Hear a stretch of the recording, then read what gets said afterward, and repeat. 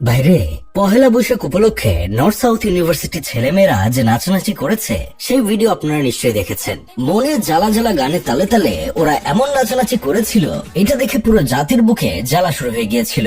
গ্যাসের ওষুধেও এই জ্বালা কমেনি, তাই পাবলিক ভিডিওর কমেন্ট বক্সে এসে সাধু চলিত ভাষা সংমিশ্রণ করে খাঁটি বাংলায় গালাগালি করেছে। কেউ বলেছে নর্থ সাউথ ইউনিভার্সিটির নাম পরিবর্তন করে দৌলতদিয়া নামকরণ করা হোক, কেউ বা বলেছে এরা মেয়ে নাকি নর্তকী, আবার কেউ কেউ বলেছে এমন মেয়ে যদি কপালে জোটে তাহলে কিস্তি তুলে হলেও ডিভোর্স দেব। এখন আমার কথা হলো, একটা মেয়ে কিভাবে নাচছে বা কি করছে তা নিয়ে অহেতুক মাথা না ঘামিয়ে নিজের চরকায় তেল দেওয়াই বুদ্ধিমানের কাজ। দিন শেষে প্রত্যেকের কৃতকর্মের দায়ভার তার নিজের এবং তার পরিবারের দিতে হবে। আখিরাতে এই মেয়ের কাজের হিসাব এই মেয়ে দেবে। শুধু এই মেয়ে না, এই মেয়ের বাপ ভাইকেও এর হিসাব দিতে হবে।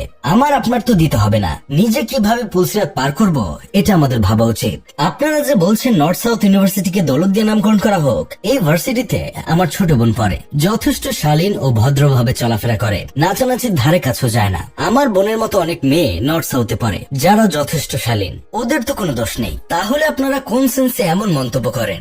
আপনারা বলছেন এই মেয়েগুলো নর্তকী, যারা নাচানাচি করছিল এখানে অনেক মেয়ে আছে যারা হিন্দু কিংবা অন্য ধর্মাবলম্বী। আমাদের ধর্মে গান বাজনা নাচানাচি নিষেধ, কিন্তু ওদের ধর্মে তো নাচ নিষেধ নাও হতে পারে। তাহলে আপনি কোন সেন্সে একটা মেয়েকে নর্তকীর সঙ্গে তুলনা করেন? আপনারা বলছেন এমন বউ কপালে জুটলে কিস্তি তুলে হলেও আপনি তাকে ডিভোর্স দেবেন। নর্থ সাউথ ইউনিভার্সিটিতে পড়াশোনা করা একটা মেয়ে কেন আপনার মতো একজন মানুষকে বিয়ে করবে যার কিনা কিস্তির টাকা তুলে ডিভোর্স দিতে হবে? যে বাবা মা লাখ লাখ টাকা খরচ করে মেয়েকে প্রাইভেট ভার্সিটিতে পড়াশোনা করাতে পারে, সেই বাবা মা নিশ্চয়ই আমার আপনার মতো ফকিরের কাছে মেয়েকে বিয়ে দেবে না। তাদের মেয়ে তো আর গাঙের পানিতে ভেসে আসেনি যে আমি আপনি বিয়ে না করলে মেয়ের কপালে কোনো পোলা জুটবে না। বিয়ে করার ক্ষেত্রে এক একজন এক এক টাইপের মানুষ পছন্দ করে। কেউ পছন্দ করে খুবই নম্র ভদ্র শান্ত স্বভাবের সাংসারিক টাইপের মেয়ে, কেউ বা পছন্দ করে স্মার্ট শিক্ষিত আল্ট্রা মডার্ন চাকরিজীবী মেয়েকে। একজন টিকটকার পছন্দ করে অন্য একটা টিকটকার মেয়েকে, যাতে বিয়ের পর দুজনে মিলে টিকটক করতে পারে।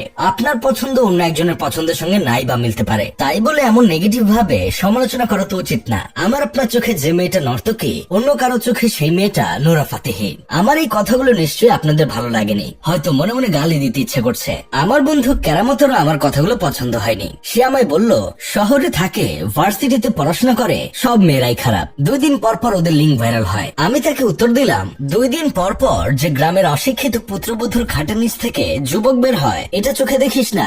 ভালো খারাপ সব জায়গাতেই আছে। ভার্সিটিতে পড়লেই কেউ খারাপ হয়ে যায় না, আবার অশিক্ষিত থাকলেই কেউ ভালো হয়ে যায় না। যাই হোক, শেষমেশ আমি গোলাম হোসেন একটা কাজের কথা কই। সূরা আন-নূর আয়াত 26-এ উল্লেখ আছে, দুশ্চরিত্র নারী দুশ্চরিত্র পুরুষের জন্য এবং দুশ্চরিত্র পুরুষ দুশ্চরিত্র নারীর জন্য, আর সচ্চরিত্র নারী সচ্চরিত্র পুরুষের জন্য এবং সচ্চরিত্র পুরুষ সচ্চরিত্র নারীর জন্য।